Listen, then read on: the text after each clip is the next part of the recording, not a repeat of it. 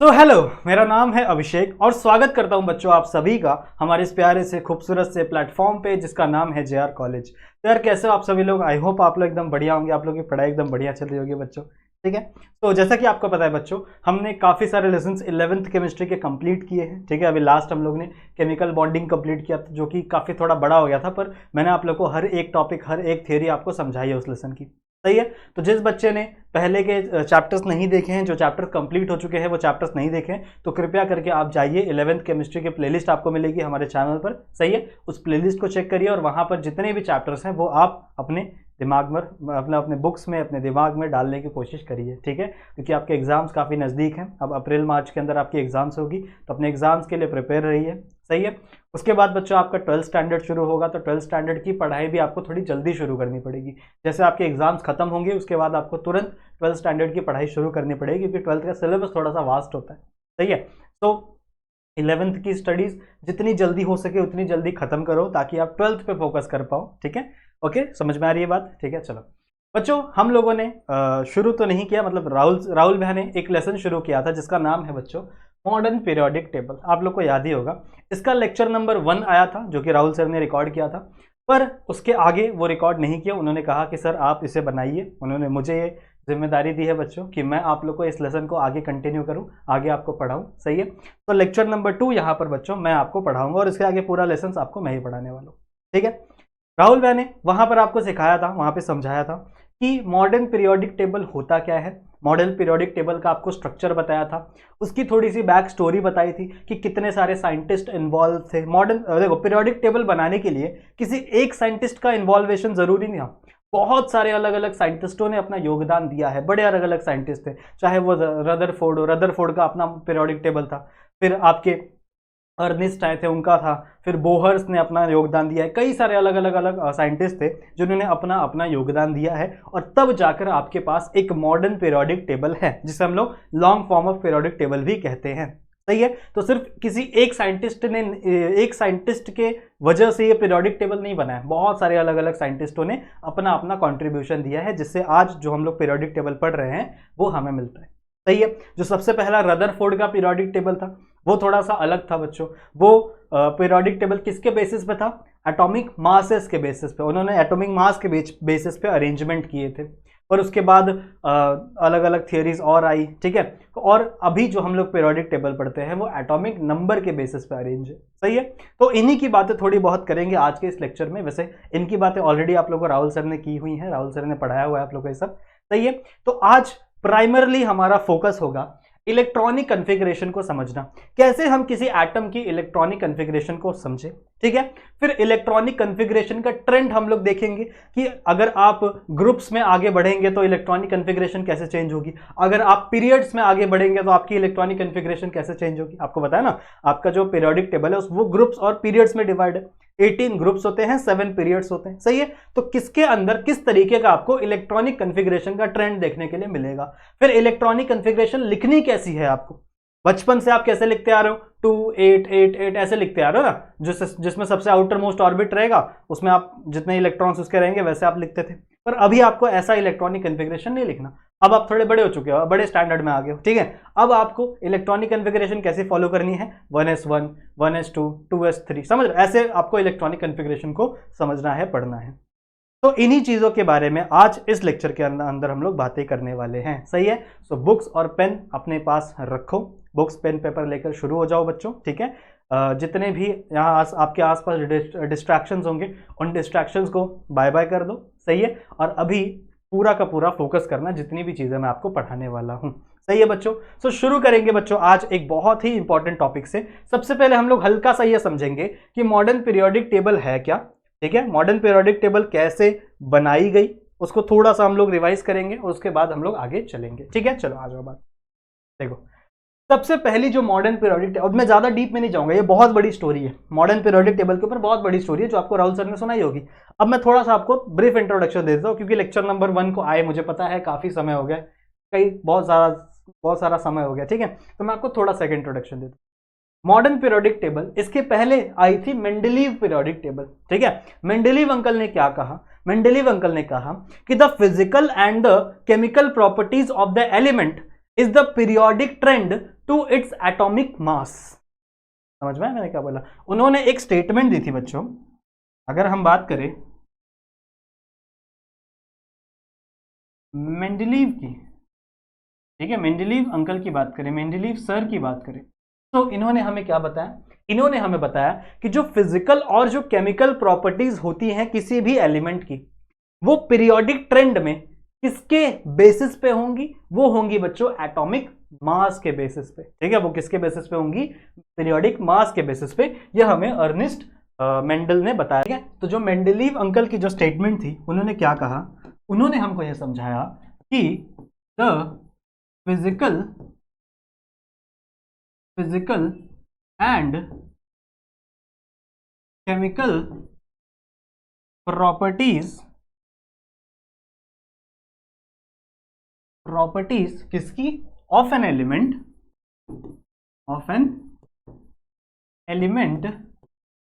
Is a periodic trend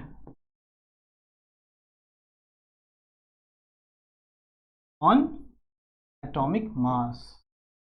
मतलब क्या है बच्चों? देखो, उन्होंने हमको ये बताया कि पीरियोडिक ट्रेंड का मतलब क्या है? पीरियोडिक ट्रेंड मतलब ये बच्चों कि कुछ समय बाद, कुछ एटम्स के बाद, एलिमेंट्स के बाद आपके जो फिजिकल और केमिकल प्रॉपर्टीज थी वो सेम हो रही थी, वो रिपीट हो रही थी। कुछ कुछ समय बाद आपकी जो फिजिकल और केमिकल प्रॉपर्टी थी वो क्या हो रही थी? रिपीट हो रही थी। तो इसमें एक पीरियोडिक ट्रेंड देखने के लिए मिला। पीरियोडिक समझते हो ना? मतलब कुछ समय बाद अगर कोई चीज रिपीट हो तो हम लोग कहते हैं भैया ये पीरियोडिक है। जैसे फिजिक्स में हम लोग पढ़ते हैं ना पीरियोडिक मोशन, सही है, periodic motion, simple periodic motion है, अलग अलग चीजें होती है ना। तो इसका मतलब क्या है कि वो कुछ समय बाद वो चीज रिपीट हो रही होगी। इसी तरीके से मेंडल को क्या देखने के लिए मिला कि जो फिजिकल और केमिकल प्रॉपर्टीज थी वो क्या हो रही है बच्चों? रिपीट हो रही है। उनके अंदर एक पीरियोडिक ट्रेंड देखने के लिए मिल रहा है। और वो किसके बेसिस पे है? जब आप उसको एटॉमिक मास के बेसिस पे अरेंज करो तब आपको ये देखने के लिए मिल रहा है। ठीक है भाई। उसके बाद 1913 में एक साइंटिस्ट है जिनका नाम था हेनरी मोजले। ठीक है, हेनरी मोजले, बहुत बड़ा नाम है। तो हेनरी अंकल ने क्या बोला? हेनरी सर लिख देते हैं हम लोग, थोड़ा रिस्पेक्ट देते हैं। हेनरी सर ने क्या किया? ये एक्सपेरिमेंट कर रहे थे एक्सरेज के ऊपर। ये एक्सपेरिमेंट कर रहे थे बच्चों एक्सरेज के ऊपर। ठीक है, तो इन्होंने क्या देखा कि हर एक एलिमेंट की अपनी अपनी फ्रीक्वेंसी है एक्सरेज में। सही बात है ना? फ्रीक्वेंसी समझते हो ना? मतलब जो एलिमेंट वेव फॉर्म में है तो वो ऐसे वेव फॉर्म करेगा ना, ऐसे फ्रीक्वेंसीज फॉर्म करता है। जब आप पढ़ोगे आगे चल के केमिस्ट्री, फिजिक्स में आप पढ़ोगे। ठीक है, सो हर एक एक्सरे, उन्होंने एक स्टेटमेंट देखा कि हर एक एक्सरे में, हर एक एलिमेंट के एक्सरे का जो फ्रीक्वेंसी का रूट था वो डायरेक्टली प्रोपोर्शनल हो रहा था। किसको पता है? एटॉमिक नंबर को, ना ही एटॉमिक मास। जेड का मतलब क्या होता है? Atomic number. समझ रहे हो? एटॉमिक नंबर, सही है। तो उनको क्या देखने के लिए मिला कि आपके जो फ्रीक्वेंसी का रूट है वो डायरेक्टली प्रोपोर्शनल है किसको? एटॉमिक नंबर को। जैसे जैसे एटॉमिक नंबर बढ़ रहा था वैसे ही एक्सरेज की फ्रीक्वेंसी भी बढ़ रही थी आपके एलिमेंट्स की। तो उन्होंने क्या समझा कि नहीं, ये जो स्टेटमेंट है ये थोड़ी सी गलत है। हमें हमें एलिमेंट्स को बच्चों किसी भी एटॉमिक मास के बेसिस पे अरेंज नहीं करना चाहिए। हमें उसे अरेंज करना चाहिए एटॉमिक नंबर के बेसिस पे। समझ रहे हो? हमें उसे एटॉमिक नंबर के बेसिस पे अरेंज करना। और उन्होंने एक स्टेटमेंट यहां पर अपनी तरफ से दी। हेनरी मोजले ने क्या कहा? उन्होंने कहा कि द फिजिकल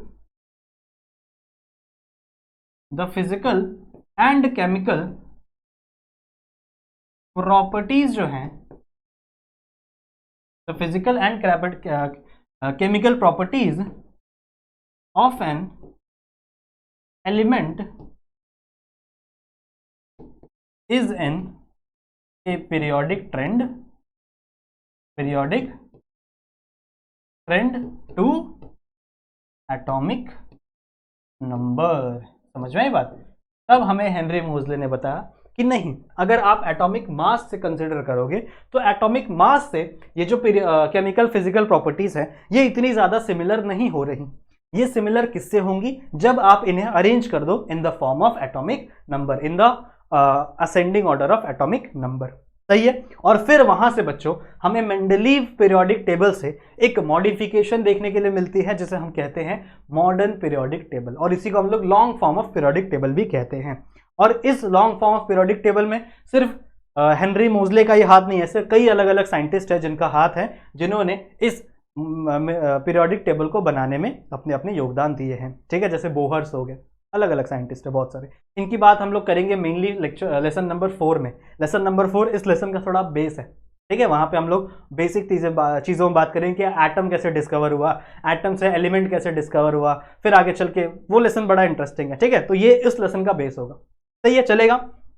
तो आई होप आप लोगों को थोड़ा थोड़ा आइडिया मिल गया होगा।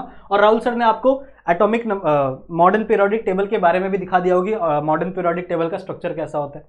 मॉडर्न पीरियोडिक टेबल में 4 अलग अलग ब्लॉक्स होते हैं ना, एक आपका एस ब्लॉक, फिर पी ब्लॉक, फिर डी ब्लॉक, फिर एफ ब्लॉक। सही है, एस ब्लॉक के जो एलिमेंट होते हैं वो 2 ग्रुप वाले होते हैं। ठीक है, टोटल कितने ग्रुप्स होते हैं, 18 ग्रुप्स होते हैं। टोटल कितने पीरियड्स होते हैं, 7 पीरियड्स होते हैं।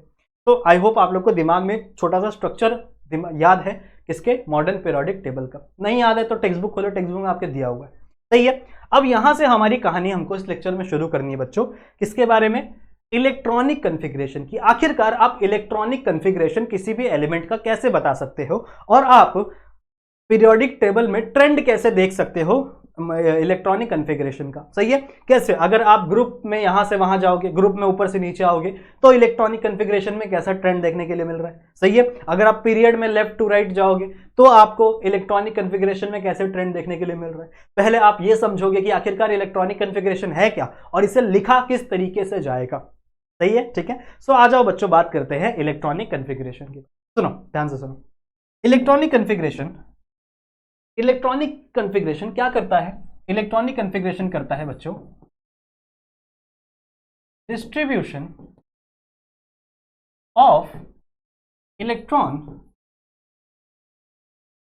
इन सबशेल। ठीक है, क्या इसका मतलब है, इलेक्ट्रॉनिक कॉन्फ़िगरेशन का मतलब है कि आप इलेक्ट्रॉन्स का डिस्ट्रीब्यूशन कर रहे हो अलग अलग सब शेल के अंदर। ठीक है, जैसे एस हो गया, पी हो गया, डी हो गया, तो अलग अलग सब शेल है किसी भी ऑर्बिट के, उनके अंदर आप क्या कर रहे हो, इलेक्ट्रॉन्स का डिस्ट्रीब्यूशन कर रहे हो, इलेक्ट्रॉन्स को डिस्ट्रीब्यूट कर रहे हो, और इसी चीज को हम लोग क्या कहते हैं, इलेक्ट्रॉनिक कॉन्फ़िगरेशन कहते हैं। अब इलेक्ट्रॉनिक कॉन्फ़िगरेशन करने के लिए आपको 3 प्रिंसिपल पता होने चाहिए। अगर आपको 3 प्रिंसिपल पता है तब आप इलेक्ट्रॉनिक कॉन्फ़िगरेशन बता सकते हो किसी भी एटम का, किसी भी एलिमेंट का। और ये तीनों प्रिंसिपल के बारे में मैंने एक छोटी छोटी क्लासेस बनाई हुई है, 3 छोटी छोटी लेक्चर वीडियोस मैंने बनाया हुआ है हमारे चैनल के ऊपर। ठीक है, तो आप सर्च करके देख लेना कौन कौन से प्रिंसिपल है, मैं आपको बता देता हूँ। इन तीनों प्रिंसिपल बहुत इंपॉर्टेंट प्रिंसिपल्स है बच्चों। सबसे पहला है अबाउस प्रिंसिपल, का नाम आपने कहीं ना कहीं तो सुना ही होगा। ठीक है, सबसे पहला है बच्चों अबाउस प्रिंसिपल। फिर दूसरा है आपका पॉलीज एक्सक्लूजन प्रिंसिपल। सही है, इसके बारे में थोड़ी थोड़ी बातें हम लोग करेंगे, टेंशन मत लो। प्रिंसिपल स्पेलिंग सही लिखो पहले, ठीक है। और तीसरा है आपका hertz rule of maximum multiplicity,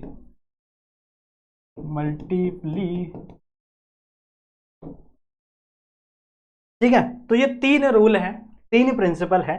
अगर आपको इलेक्ट्रॉनिक कॉन्फ़िगरेशन पढ़ना है, अगर आपको इलेक्ट्रॉनिक कॉन्फ़िगरेशन सीखना है, तो आपके पास, आपके दिमाग में ये 3 रूल सबसे पहले क्लियर होने चाहिए। अब ये 3 रूल है क्या, देखो ध्यान से सुनो। जब हम अरेंजमेंट करेंगे, जब हम कह सकते हो डिस्ट्रीब्यूशन करेंगे किसी भी इलेक्ट्रॉन्स का सब शेल के अंदर, तो वो डिस्ट्रीब्यूशन एनर्जी के बेस पे होगा। ठीक है, वो डिस्ट्रीब्यूशन किसके बेस पे होगा, on the base of, on the basis of energy. ठीक है, और किस, कैसे, एनर्जी पे बेस के भी कैसे, तो हम लोग बच्चों हमेशा लो एनर्जी से हाई एनर्जी की तरफ जाएंगे। ठीक है, जब भी आप इलेक्ट्रॉनिक कॉन्फ़िगरेशन लिखोगे तो हमेशा आप लो एनर्जी से हाई एनर्जी की तरफ जाओगे। ठीक है, मैं आपको समझाता हूं कैसे। जैसे मान लो कई अलग अलग सारे शेल हैं, जैसे 1s 2s 2p 3s 3p 4s 4d, समझ रहे हो, ऐसे अलग अलग मान लो सब शेल है, these are the sub shell. अब आपको पता होना चाहिए कि किसकी एनर्जी लो है और किसकी एनर्जी हाई है। मैं आपको चलो बता देता हूं, इसकी एनर्जी लो है, ठीक है, ये लो है, और ऐसे हम जा रहे हैं किसकी तरफ, हाई की तरफ, लो से हाई की तरफ। तो जब आप इलेक्ट्रॉन को फिल करोगे, इलेक्ट्रॉन्स का डिस्ट्रीब्यूशन करोगे अलग अलग अलग अलग इनके अंदर, सबशेल के अंदर, तो आप सबसे पहला इलेक्ट्रॉन जो है वो 1s में डालोगे, because 1s has a least energy. सबसे कम एनर्जी किसके पास होगी बच्चों, 1s के पास होगी। तो हमेशा जब आप इलेक्ट्रॉन्स फिल करोगे किसी भी ऑर्बिटल के अंदर, तो सबसे पहला इलेक्ट्रॉन आप कहां पे डालोगे, 1s के अंदर। अब s की कैपेसिटी होती है 2 इलेक्ट्रॉन की, ये आपको पता होना चाहिए। जो s ऑर्बिटल होता है, s सबशेल होता है कह सकते हो, इसकी कैपेसिटी होती है 2 इलेक्ट्रॉन की, मतलब s शेल के अंदर सिर्फ 2 इलेक्ट्रॉन ही रह सकते हैं, उससे ज्यादा आप इसके अंदर नहीं भर सकते। फिर नेक्स्ट आता है अपना p सब शेल के अंदर कितने इलेक्ट्रॉन्स हो सकते हैं बच्चों, 6 इलेक्ट्रॉन्स, ठीक है। बस आपको 4 प्लस करना है, 4 प्लस करना है, तो इसमें 4 + 6 हो जाएगा। फिर नेक्स्ट आता है बच्चों आपका d ऑर्बिटल। d ऑर्बिटल में होते हैं 10 इलेक्ट्रॉन, और लास्ट होता है बच्चों आपका f ऑर्बिटल। f ऑर्बिटल में होते हैं 14 इलेक्ट्रॉन, सही है। So this is the capacity of the electron in the subshell.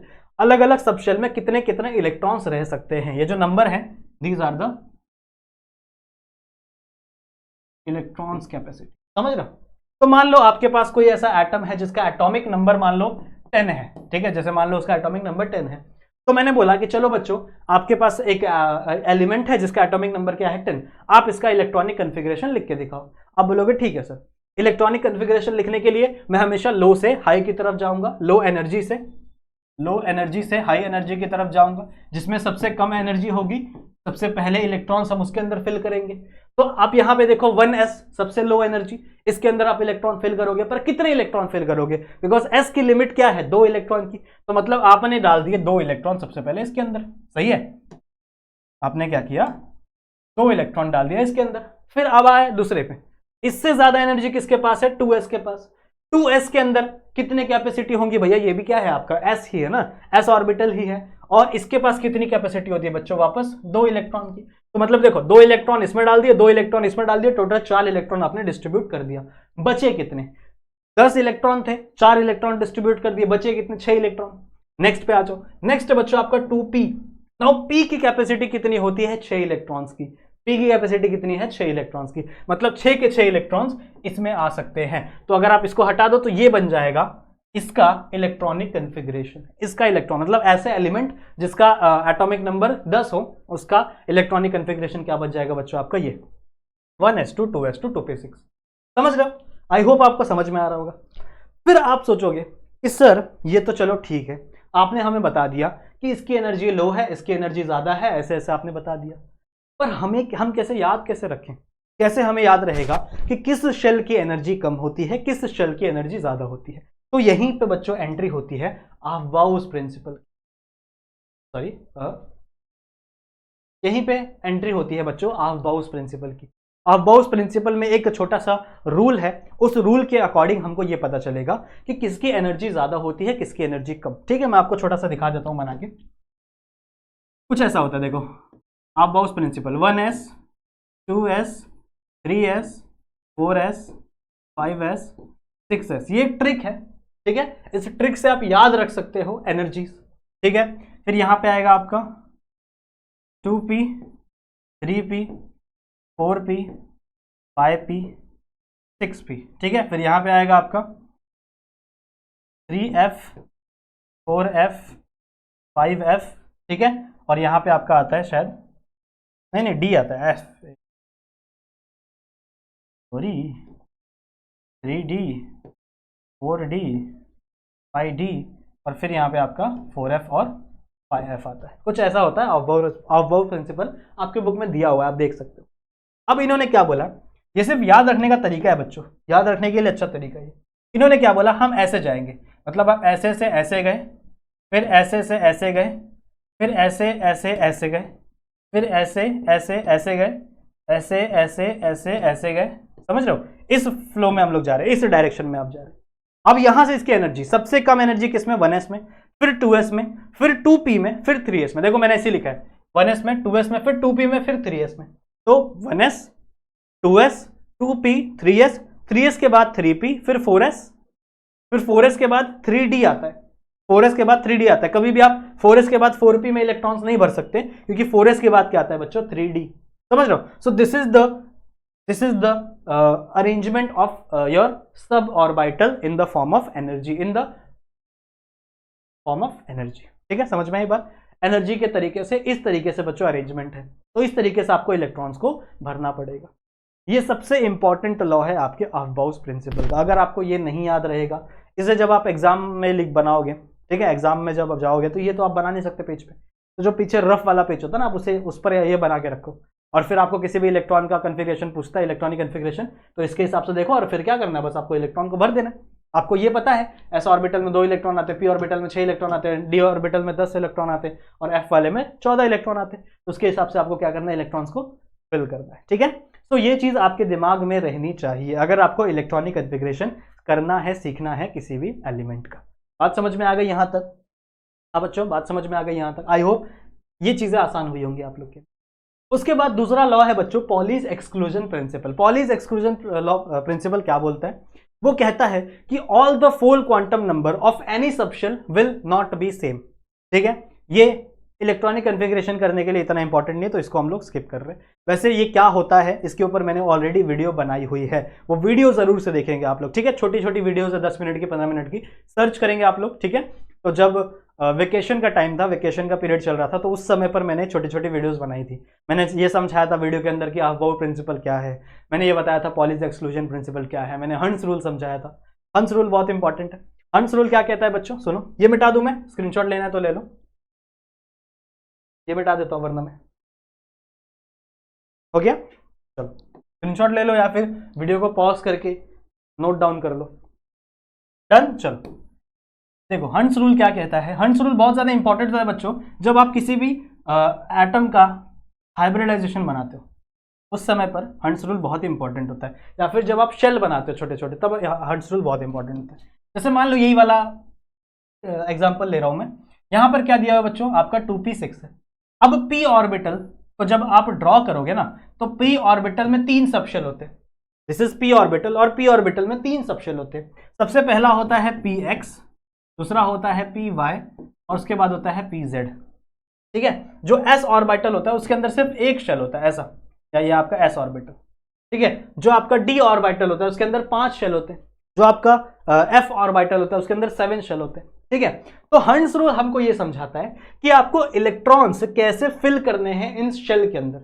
अगर जैसे मान लो आपको 5 इलेक्ट्रॉन फिल करने हैं, 5 इलेक्ट्रॉन है मेरे पास और यहां पे आपको फिल करने हैं, तो बच्चे क्या करेंगे, एक इलेक्ट्रॉन ऐसे फिल कर देंगे, दूसरा ऐसे फिल कर देंगे, तीसरा ऐसे, चौथा ऐसे, पांचवा ऐसे। समझ लो, ऐसे फिल करते हैं बच्चे। पर ये रूल गलत है। चलो देखा जाए तो ये सही है, जो आपने लिखा है वो सही है, पर जिस तरीके से आपने फिल किया है ना, वो रूल आपका गलत है। जैसे मान लो अगर 4 ही इलेक्ट्रॉन रहते, तो अगर मान लो 4 इलेक्ट्रॉन मैंने बोला आपको फिल करने के लिए, तो आप क्या करोगे,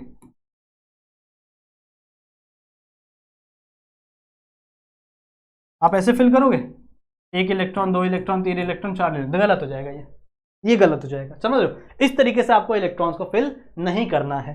तो किस तरीके से करना है भाई, ये हमको समझाता है हंस रूल, हंस रूल ऑफ मैक्सिमम मल्टीप्लिसिटी। ठीक है, तो हंस रूल क्या कहता है बच्चों, हंस रूल कहता है कि पहले आपको एक एक इलेक्ट्रॉन हर ऑर्बिटल, हर शेल के अंदर भरना है। एक एक ऑर्बिटल सबसे पहले आपको हर शेल के अंदर भरना है। उसके बाद आपको क्या करनी है, डबलिंग करनी। तो पहले आप हाफ फील्ड बनाओ सबको, उसके बाद डबलिंग करने की, यानी ये पेयर बनाने की ट्राई करो। तो मतलब जैसे 4 इलेक्ट्रॉन है, तो पहले आप कैसे भरोगे, एक इलेक्ट्रॉन इसमें भरोगे, फिर दूसरा इलेक्ट्रॉन यहां भरोगे, फिर तीसरा इलेक्ट्रॉन यहां भरोगे। मतलब एक एक इलेक्ट्रॉन पहले सबके अंदर भरोगे, और उसके बाद जो इलेक्ट्रॉन बचेंगे उसका क्या करोगे, आप डबलिंग करोगे। ठीक है, पहले आपने कैसा बनाया था, ऐसे ऐसे ऐसे ऐसे। अब देखो इसके, इसमें और इसमें फर्क है ना, यस ये सही है, ये गलत है। समझ लो, तो इस तरीके से आपको इलेक्ट्रॉन्स को फिल करना है किसके अंदर, आपके शेल के अंदर। और ये हमें किसने बताया था, ये हमें किसने सिखाया था, ये हमें सिखाया था हंस रूल। समझ में आई बात? तो ये 3 रूल काफी ज्यादा इंपॉर्टेंट है अगर आपको इलेक्ट्रॉनिक कन्फिग्रेशन करनी है किसी भी एलिमेंट की। तो आपको समझ में आ गया होगा कैसे आप इलेक्ट्रॉनिक कन्फिग्रेशन कर सकते हो। अब जरा हम लोग बात करते हैं बच्चों ट्रेंड की, इलेक्ट्रॉनिक कन्फिग्रेशन का। ये पहले इसका स्क्रीनशॉट ले लो। ठीक है, अब हम लोग बात करते हैं इलेक्ट्रॉनिक कॉन्फ़िगरेशन की ट्रेंड की। ठीक है, इलेक्ट्रॉनिक कॉन्फ़िगरेशन और पीरियड, कितने पीरियड्स होते हैं बच्चों? 7 पीरियड होते हैं टोटल, 1 to 7 ऐसे ना, पहला नंबर पीरियड यहाँ पे, फिर दूसरा यहाँ पे, फिर तीसरा यहाँ पे, ऐसे टोटल करके कितने बच्चों? 7 पीरियड्स होते हैं। सही बात है। पहले पीरियड में कौन आता है आपका? हाइड्रोजन आता है और यहाँ पे लास्ट में हीलियम रहता है। सही है। फिर दूसरा पीरियड आपका लिथियम से शुरू होता है। देखो ध्यान से सुनेंगे, ध्यान से सुनेंगे, अगर आप पीरियड वाइज जा रहे हो, ठीक है, if you are moving along the period, जैसे मान लो पीरियड नंबर 4 है, किसी भाई एग्जांपल ले लो, if you are moving along the period, if you are moving along the period, ठीक है, तो आप देखोगे कि हर एलिमेंट के अंदर एक एक इलेक्ट्रॉन बढ़ते जा रहे हैं। ठीक है, जैसे मान लो यहां पे आपका था सोडियम, ठीक है, तो सोडियम के बाद क्या आता है? मैग्नीशियम, एल्यूमिनियम, कैंडियम, ऐसे आता है ना, सोडियम, एल्यूमिनियम, ये आपको राहुल सर ने सिखाया होगा। तो बच्चों इसके अंदर कितने इलेक्ट्रॉन है? Total 11 electron. इसके अंदर कितने होंगे? 12, इसके अंदर कितने होंगे? 13, इसके अंदर कितने होंगे? 14। समझ रहे हो? सो ऐसे करके बच्चों आगे आपका इलेक्ट्रॉन बढ़ता है। ऐसे स्कैंडियम नहीं होता, सिलिकॉन होता है यहाँ पे, सॉरी यहाँ सिलिकॉन होता है। समझ रहे हो? समझ रहे हो? ठीक है, तो यही कह रहा है आपका इलेक्ट्रॉनिक कॉन्फ़िगरेशन इन पीरियड्स। पीरियड्स में जब आप लेफ्ट टू राइट जाओगे तो आपके एक एक इलेक्ट्रॉन्स क्या होने लगते हैं? इंक्रीज होने लगते हैं। शेल इंक्रीज नहीं होती, शेल कभी भी इंक्रीज नहीं होती। अगर आप पीरियड्स वाइज जा रहे हो वहां पे इलेक्ट्रॉन्स इंक्रीज होते हैं। ठीक है, वहां पे क्या होते हैं? इलेक्ट्रॉन्स इंक्रीज होते हैं। तो हमेशा आपको ये देखने के लिए मिलेगा कि नंबर ऑफ ऑर्बिटल सेम रहेंगे पर एक एक इलेक्ट्रॉन्स हमेशा बढ़ते जाएंगे। जैसे अगर मैं बात कर रहा हूं 4th पीरियड, जैसे मान लो, चलो मैं 3rd पीरियड की बात करूं, I am talking about 3rd period. तो 3rd पीरियड कहां से शुरू होता है? 3rd पीरियड कहां से शुरू होता है बच्चों? आपके Na से शुरू होता है। ठीक है, अब मुझे बताओ Na का इलेक्ट्रॉनिक कॉन्फ़िगरेशन क्या है? Na मतलब सोडियम, सोडियम का एटॉमिक नंबर कितना है? 11। इसका इलेक्ट्रॉनिक कॉन्फ़िगरेशन क्या होगा? 1s2 2s2 2p6 3s1। ठीक है, इसका इलेक्ट्रॉनिक कॉन्फ़िगरेशन क्या होगा? 3s1। सही है, देखो ना, 2 2 4 2 6 1 10, ठीक है, 1 11। तो ये बच्चों इसका इलेक्ट्रॉनिक कॉन्फ़िगरेशन है। अब जब आप आगे चल के ट्रेंड देखोगे तो इसके बाद आता है आपका मैग्नीशियम। ठीक है, मैग्नीशियम के अंदर ये हो जाएगा 2। उसके बाद क्या आएगा आपका? मैग्नीशियम के बाद एल्यूमिनियम। समझ रहे हो? तो यहां पर आपको ट्रेंड देखने के लिए मिलता है 3s और 3p के बीच में। सही है, 3s आपका जाएगा 1 से लेके 2 तक, 3p आपका जाएगा 0 से लेके 6 तक। मतलब यहां पे सिर्फ आपके इलेक्ट्रॉन्स इंक्रीज होंगे। यहां पे क्या होंगे बच्चों? इलेक्ट्रॉन्स इंक्रीज होंगे, नई शेल ऐड नहीं होती है। जब आप पीरियड टू पीरियड जाते हो तो आपकी शेल इंक्रीज नहीं होती, सिर्फ इलेक्ट्रॉन्स इंक्रीज होते। समझ में आ गया ये एग्जांपल? अगर मान लो एक और एग्जांपल लेते हैं, सपोज दैट किसका एग्जांपल लें? चलो एग्जांपल लेते हैं 2nd पीरियड का। ठीक है, 2nd पीरियड का एग्जांपल लेते हैं। Just a second. Okay okay okay okay okay, चलो 2nd पीरियड का एग्जांपल लेते हैं। 2nd पीरियड कहां से शुरू होता है बच्चों? 2nd पीरियड शुरू होता है आपका लिथियम से, फिर आता है आपका बेरिलियम, ठीक है, फिर आपका बोरॉन, कार्बन, ठीक है, चंचल, नटखट और फैशनेबल। सही है, ऐसे हम लोग याद करते थे। यहाँ पे हाइड्रोजन आता है पर हाइड्रोजन इसके अंदर नहीं रहता।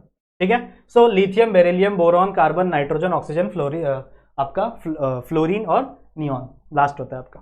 अब इसका अगर आप इलेक्ट्रॉनिक कॉन्फ़िगरेशन देखो, इसके पास सिर्फ 3 इलेक्ट्रॉन है। 3 इलेक्ट्रॉन होते हैं ना, 3 इलेक्ट्रॉन मतलब 3 इसका एटॉमिक नंबर होता है। तो इसका इलेक्ट्रॉनिक कॉन्फ़िगरेशन कैसे हो जाएगा? 1s2 2s1। सही है, 1s2 2s1, 3 इलेक्ट्रॉन यहाँ पे। बेरिलियम की बात करो तो इसका क्या है? 1s2 2s2। बोरॉन की बात करो तो इसका क्या है? 1s2 2s2 2p1। सही है, तो मतलब इसका भी s और p के साथ ही रहेगा, s और p के साथ ही रहेगा। 2s और 2p, सिर्फ यही दो सब शेल रहेंगे और इन्हीं शेल में आप क्या डालते रहोगे, इलेक्ट्रॉन्स डालते रहोगे। तो मतलब आप अगर वही जो मैंने समझाया पहले भी, अगर आप पीरियड के अलोंग मूव कर रहे हो तो आपके शेल्स इंक्रीज नहीं होंगे बच्चों, आपके शेल्स इंक्रीज नहीं होंगे। क्या इंक्रीज होगा, इलेक्ट्रॉन्स इंक्रीज होंगे, नंबर ऑफ इलेक्ट्रॉन्स इंक्रीज होंगे। यही अगर आप ग्रुप वाइज बढ़ते तो आपके शेल इंक्रीज होते, समझ रहे हो, ठीक है, आपका क्वांटम नंबर चेंज हो जाता। पर यहां पे आपके क्वांटम नंबर, कौन सा क्वांटम नंबर, प्रिंसिपल, आपका प्रिंसिपल क्वांटम नंबर सेम रहेगा, प्रिंसिपल क्वांटम नंबर क्या रहेगा बच्चों, सेम रहेगा थ्रू आउट दी पीरियड, पूरे पीरियड। सब जब आप पीरियड टू पीरियड ट्रैवल करोगे in the form of this, तो आपका इलेक्ट्रॉनिक कन्फिग्रेशन में क्या ट्रेंड देखने के लिए मिल रहा है, आपका क्वांटम नंबर सेम रहेगा, शेल सेम रहेगा, सिर्फ इलेक्ट्रॉन्स इंक्रीज हो। बात समझ में आई, ठीक है। तो बच्चों आई होप आप लोग को इलेक्ट्रॉनिक कन्फिग्रेशन समझ में आया होगा, किसके अंदर, पीरियड्स के अंदर। इस लेक्चर को हम लोग यहीं पे एंड करेंगे। जो नेक्स्ट वाला लेक्चर आएगा वहां पे मैं आपको ग्रुप वाइज सिखाऊंगा कि इलेक्ट्रॉनिक कन्फिग्रेशन ग्रुप में कैसे चेंज होता है, ठीक है बच्चों। सो आई होप ये लेक्चर आप लोगों को समझ में आया होगा, पसंद आया होगा, जितनी चीजें मैंने आपको समझाई हैं। मैं मिलता हूं आप लोगों से एक और वीडियो में, तब तक के लिए अपना ध्यान रखना and keep study. Bye bye.